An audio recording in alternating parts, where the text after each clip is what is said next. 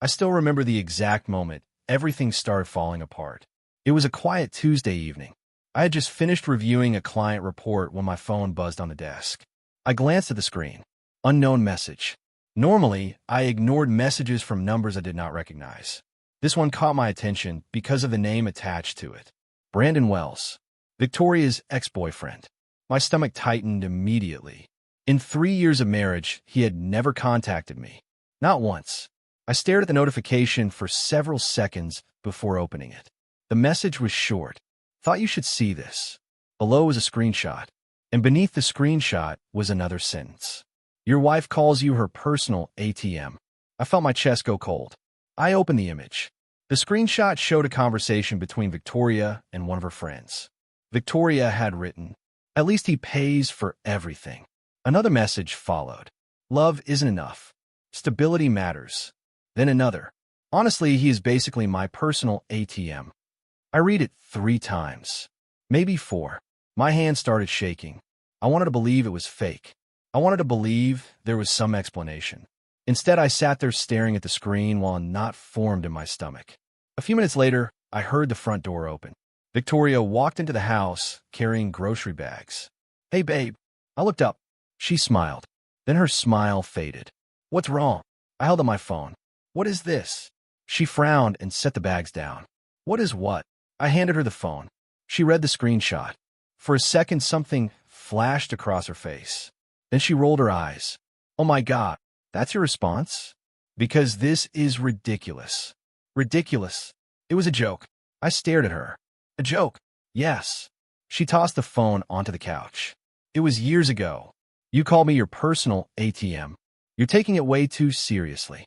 I laughed bitterly. "Tell me how that's funny." She crossed her arms. "People say stupid things." "So you meant it?" "No." "Then why say it?"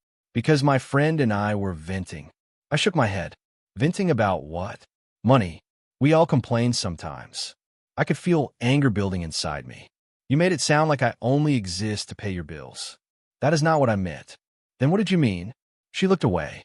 "You're twisting everything." For a long moment, neither of us spoke. Then I picked up my phone again.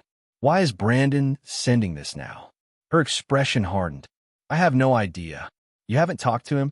"No, not at all. No." Something fell off. I cannot explain it, but something felt wrong. That night, I barely slept. The next morning, another message arrived. From Brandon. She told worse stories than that. I immediately replied, "What do you want?" The response came seconds later. "The truth." I stared at the screen. Then another message appeared. "You deserve to know who you married."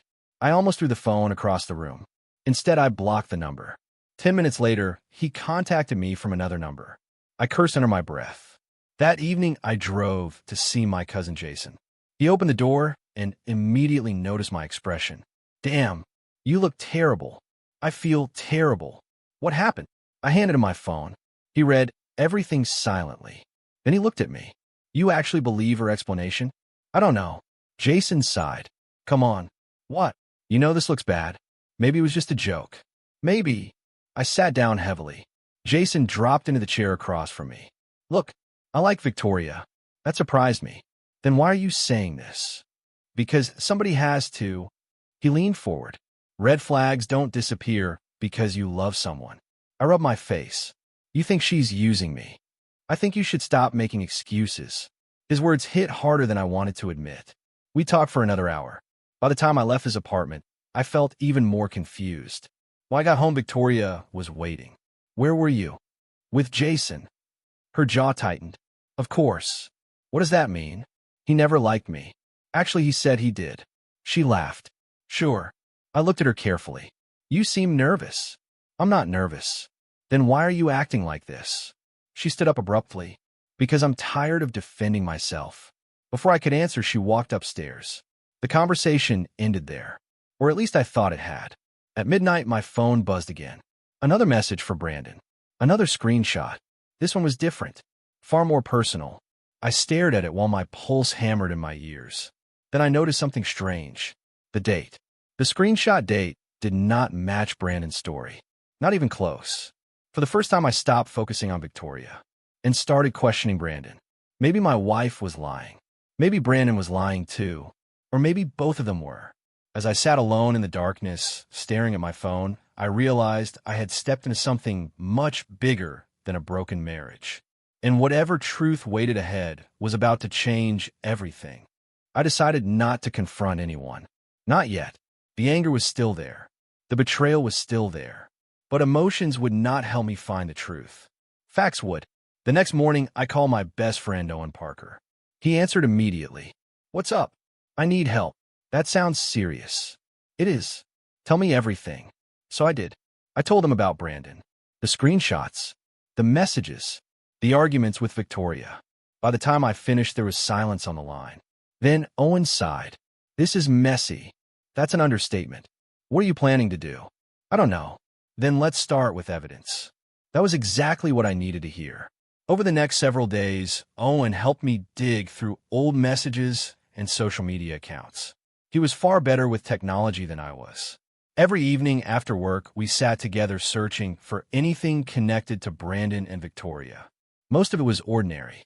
Old photos, comments, random conversations. Then things started getting interesting. One night, Owen suddenly looked up from his laptop. "You're going to want to see this." My heart immediately sped up. "What is it?" He turned the screen toward me. A conversation between Victoria and her friend Megan Carter appeared. The messages were years old. I started reading. Victoria wrote, "I can't do this anymore." Another message followed. "Brandon lies about everything." Then another. "He acts successful online, but can't keep a job." I frowned. Owen watched my reaction. "Keep reading." I continued. "He borrowed money from his brother again." Another message. "I paid half his bills last month." Then another. "He always promises he'll change." I sat back in my chair. This was not what I expected. For the next hour, we uncovered dozens of similar conversations. The pattern never changed. Victoria described Brandon as irresponsible, manipulative, self-centered, obsessed with looking successful. One message stood out more than the rest. "He wants everyone to think he's rich while asking family for money every month." I stared at the screen. This doesn't sound like the guy pretending to protect me. "No." Owen shook his head. "It doesn't." The deeper we searched, the more contradictions we found. According to Brandon, he was the victim. According to years of messages, Victoria was the victim. Neither version matched perfectly. That bothered me. I wanted a clear answer. Instead, everything seemed more complicated. A few days later, Owen called me unexpectedly. "You need to come over." "What happened?" "I found something." His voice sounded excited. 10 minutes later, I was sitting in his apartment. He handed me a flash drive. Victoria saved old recordings. I blinked. Recordings? Voice recordings. My stomach tightened. Of Brandon? Owen nodded. "Listen." I plugged in my headphones. A man's voice immediately filled my ears. "Brandon." There was no doubt. His tone was aggressive, angry, cruel. "You never support me." Victoria's voice answered. "I paid your rent." "That doesn't matter. I've helped you for months." "You owe me." I froze. The argument continued. Every few seconds, Brandon insulted her, accused her, mocked her. At one point, he laughed. "You be nothing without me." I removed the headphones slowly. The room felt strangely quiet. Owen folded his arms. "Still think he's trying to help you?" "No." I rubbed my forehead. "Definitely not." For several moments, neither of us spoke. Finally, Owen leaned forward. "So what's your conclusion?" I thought carefully before answering. "Brandon wants revenge." "Looks that way." "He isn't exposing Victoria because he cares about me." "No, he wants to hurt her." Owen nodded. "Exactly." That part finally made sense. Victoria had moved on. She had married me. She had built a stable life. Brandon clearly hated that. But despite everything I discovered, I could not completely defend Victoria. Some of her messages still hurt. A lot. She called me safe, predictable, financially reliable. One conversation bothered me more than the others. I remembered every word. Megan asked, "Do you love him?" Victoria answered, "Yes." Then another message appeared. "But stability definitely helps." Every time I read it, my chest tightened, because part of me wondered if she would have chosen me without that stability. That question refused to leave my mind. Later that night, I sat across from Victoria at dinner. Neither of us said much. Finally, she looked at me. You're being distant. I stare at my plate. We've had a rough week. She sighed. I told you those screenshots were taken out of context. Maybe. Her eyes narrowed. What does that mean? It means I'm still figuring things out. She set down her fork. Do you trust me? The question hit harder than I expected. A week earlier I would have answered immediately. Now I hesitated, and she noticed. Pain flashed across her face. Wow. I looked away. Neither of us spoke for the rest of dinner. That silence followed me all night. The next afternoon my phone buzzed again. Another message for Brandon. I almost ignored it. Almost. Instead I opened it. His message was short. You've seen enough. I rolled my eyes. A second message appeared. Time for us to talk. Then a third. Meet me. I stared at the screen. For several seconds, I considered blocking him again. Then another message arrived. You deserve the whole truth. I laughed bitterly. After everything I had discovered, that sentence sounded ridiculous. Still, I kept reading. Brandon sent an address. Then a time. Saturday afternoon. I immediately called Owen. He answered on the second ring. What happened? Brandon wants to meet. There was a brief pause. Seriously? Yeah. What are you going to do? I looked at the message again. Part of me wanted nothing to do with him, but another part wanted answers. Real answers. Not screenshots. Not accusations. Not edited conversations. Answers. Finally, I took a deep breath. I'm going. Owen groaned. I knew you'd say that. I need to hear what he has to say. Be careful. I will. After ending the call, I stared out the window. The meeting was only 3 days away. For weeks, Brandon had hidden behind messages and screenshots. Now he wanted to face me directly. Maybe he thought he could manipulate me. Maybe he thought I was already on his side. Either way, he was making a mistake. Because I was no longer looking for someone to believe. I was looking for the truth. And on Saturday, I intended to get it. I arrived at the restaurant 10 minutes early. I wanted time to think, time to prepare. The past 2 weeks had turned my life upside down. I ordered coffee and sat near the window. A few minutes later, Brandon walked inside. The moment I saw him, I understood something. He looked far too confident, far too comfortable, as if he had already won. He spotted me and smiled. Not a friendly smile, a smug one. He walked over and sat down. Glad you came. I nodded. You wanted to talk. I did. For a few seconds, he studied me. Then he leaned back. I'll save us both some time. I remained silent. Brandon smirked. Victoria never loved you the way she loved me. There it was. The arrogance. The self-importance. The fantasy he clearly believed. I simply took a sip of coffee. His smile widened. Nothing to say? I'm listening. That seemed to encourage him. He folded his arms. She settled for you. I said nothing. You're safe. Silence. Reliable. More silence. Finally he laughed. You pay the bills. That's why she married you. I looked at him calmly. Anything else? His eyebrows lifted slightly. Apparently, he expected an argument. Instead, I let him continue. For the next several minutes, Brandon talked nonstop. He insulted Victoria. He mocked our marriage. He portrayed himself as the great love she could never forget. Every sentence sounded more ridiculous than the last. Then he leaned forward. I know her better than anyone. I nodded slowly. Do you? Of course. You sound very sure. I am. For the first time I smiled. A very small smile. And suddenly his confidence seemed less secure. What? I pulled out my phone. Since you know her so well, I wanted to show you something. His expression changed slightly. What is it? I unlocked the screen. Then I opened one of the conversations Owen had recovered. You've spent weeks sending me screenshots. Brandon shrugged. Because you deserve the truth. Interesting. I turned the phone toward him. Let's look at some truth together. He glanced down, then frowned. The first message appeared. Victoria speaking to Megan. Brandon is the most immature man I've ever met. His smile weakened. I opened another message. He always blames everyone else for his failures. Another. He wants attention more than responsibility. Brandon shifted in his seat. Those messages mean nothing. Maybe. I opened another conversation. Victoria wrote. I'm exhausted. Another message followed. I spend more time fixing his problems than living my own life. His jaw tightened. I continued. Message after message. Conversation after conversation. Years of frustration. Years of disappointment. Years of regret. The confidence that filled his face when he arrived was disappearing fast. Finally, he laughed nervously. People say things when they're angry. True. I open another file. This one is interesting. What is it? A voice recording. His face immediately darkened. I press play. Victoria's voice filled the small space between us. The best decision I ever made was leaving Brandon. Silence. Absolute silence. The recording continued. I wasted years hoping he would grow up. Another pause. Leaving him saved my life. I stopped the audio. For several seconds, Brandon didn't move. Didn't speak. Didn't even blink. The man who entered the restaurant, looking invincible, suddenly looked lost. I watched realization hit him. Not slowly. All at once. Victoria never wanted him back. Not secretly.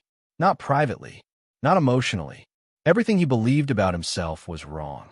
His fantasy shattered right in front of him. Finally, he spoke. That's fake. I almost laughed. Fake. You edited it. I didn't. Yes, you did. I shook my head. No. His voice grew louder.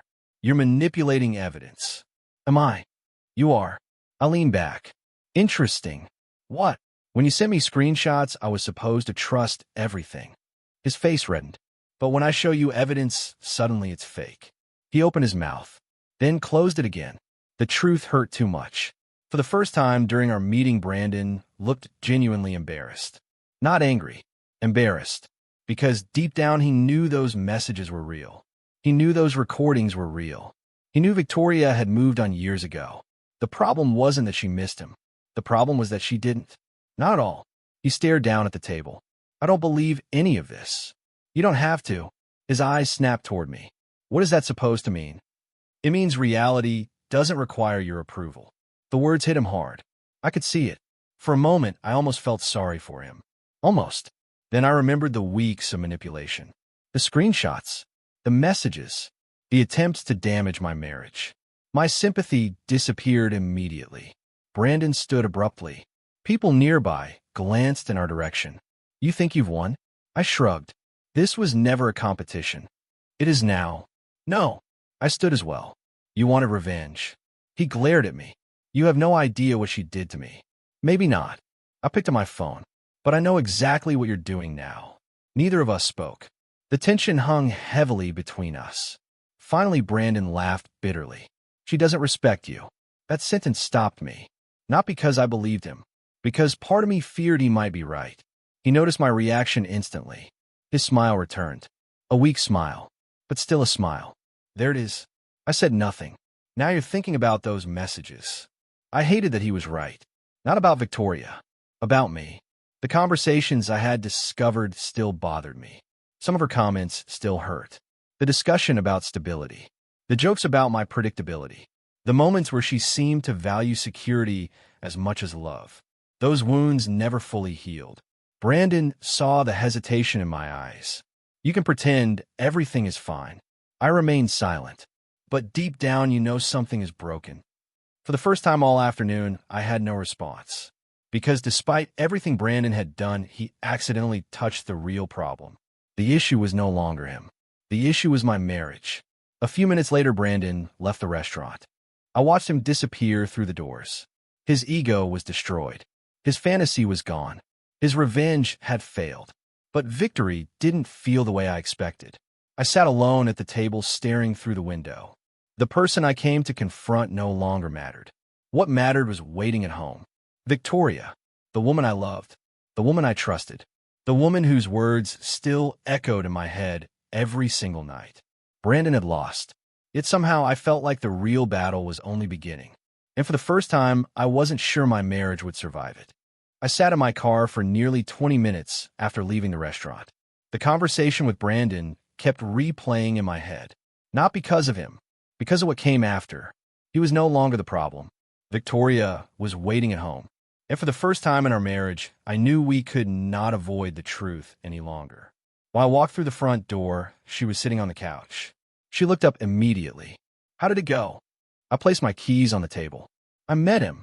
Her expression tightened. Why? Because I needed answers. She stood slowly. And did you get them? Some. The room became quiet. Then I looked directly at her. We need to talk. For once, she didn't argue. She simply nodded. Okay. We sat across from each other. Neither of us spoke for several seconds. I could feel the weight of everything between us. 3 years of marriage, weeks of conflict, months of unspoken frustrations. Finally, I took a deep breath. I'm hurt. Victoria lowered her eyes. I know. No. I shook my head. I don't think you do. Her gaze returned to mine. What do you mean? I swallowed hard. When I read those messages, I felt humiliated. She remained silent. I kept asking myself if that's really how you see me. It isn't. You call me your personal ATM. Pain appeared on her face. I know. Do you understand what that felt like? Her voice became softer. Probably not completely. It felt like everything I did for us meant nothing. She looked down again. It wasn't nothing. It felt like I was a paycheck. You weren't. It felt like I existed to solve problems and pay bills. Victoria wiped at her eyes. I never wanted you to feel that way. But I did. The words finally escaped after weeks of living inside me. I loved you. My voice cracked slightly. I supported you. I know. And then I read those messages. Tears formed in her eyes. For several moments, neither of us spoke. Then she surprised me. She didn't make excuses. She didn't get defensive. She didn't blame Brandon. Instead, she said something I needed to hear. I'm sorry. I stared at her. She continued. Not because I got caught. Her voice trembled. Because I hurt you. The sincerity in her words caught me off guard. She took a deep breath. I was frustrated during those years. I listened carefully. We were dealing with debt. She wiped her eyes again. My job was stressful. Another pause. I complained too much. I remained silent. I started taking your support for granted. That admission seemed difficult for her. Yet she kept going. You were always there. She looked directly at me. No matter what happened, I felt my chest tighten. And instead of appreciating that, I sometimes treated it like an expectation. For the first time since this entire nightmare began, I felt like we were actually talking. Not arguing. Not defending ourselves. Talking. I never stopped loving you. Her voice was barely above a whisper. Even when I complained, I studied her face, looking for dishonesty, looking for excuses. I found neither. Just regret. Real regret. What about the comments about stability? She sighed heavily. I won't lie. My stomach tightened. Stability mattered. At least she was honest. I grew up watching relationships fall apart because people couldn't handle responsibility. She looked down briefly. When I met you, I felt safe. I waited. Then she smiled sadly. But safety wasn't why I fell in love with you. The room became quiet again. You made me laugh. Another tear slipped down her cheek. You believed in me. She shook her head. You treated me better than anyone ever had.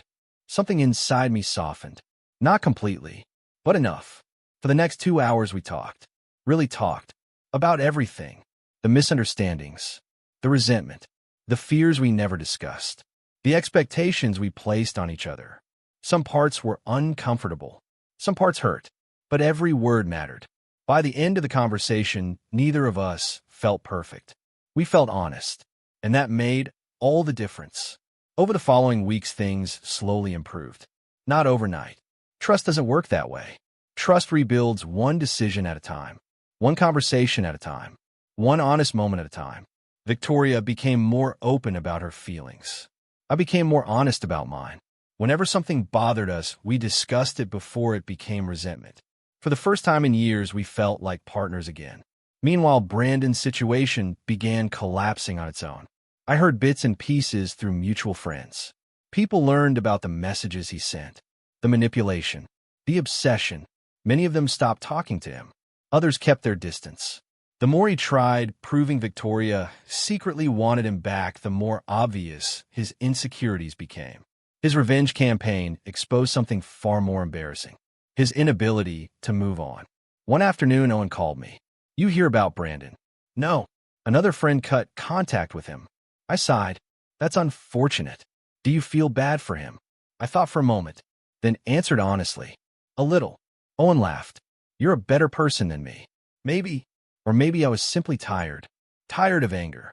Tired of blame. Tired of carrying resentment. When the call ended, I looked across the room. Victoria was reading on the couch. She noticed me watching. What? I smiled. Nothing. She smiled back. And in that moment, I realized something important. The real lesson had never been revenge. It had never been Brandon. It had never been proving who was right. The real lesson was truth. Without truth, trust becomes fragile. Without honesty, love becomes vulnerable. Assumptions create distance. Communication creates understanding. Brandon wanted to destroy my marriage. Instead, he exposed the problems we had ignored. Problems that needed attention long before he appeared. The truth hurt. It hurt Victoria. It hurt me. It even hurt Brandon. But truth has a strange way of creating freedom. Months later, I stood beside my wife in our kitchen while she prepared dinner. She glanced at me. "You know something." "What?" A small smile appeared on her face. "We're stubborn." I laughed. "That's definitely true. But we made it." I wrapped my arms around her. "Yeah, we had. Not because our marriage was perfect. Not because the pain magically disappeared. But because we finally stopped hiding from the truth. And looking back now, I understand something I never could have understood before. The message I was never supposed to see nearly destroyed everything. Instead, it forced us to build something stronger. Something real. And for the first time in a very long time, I wasn't afraid of what came next.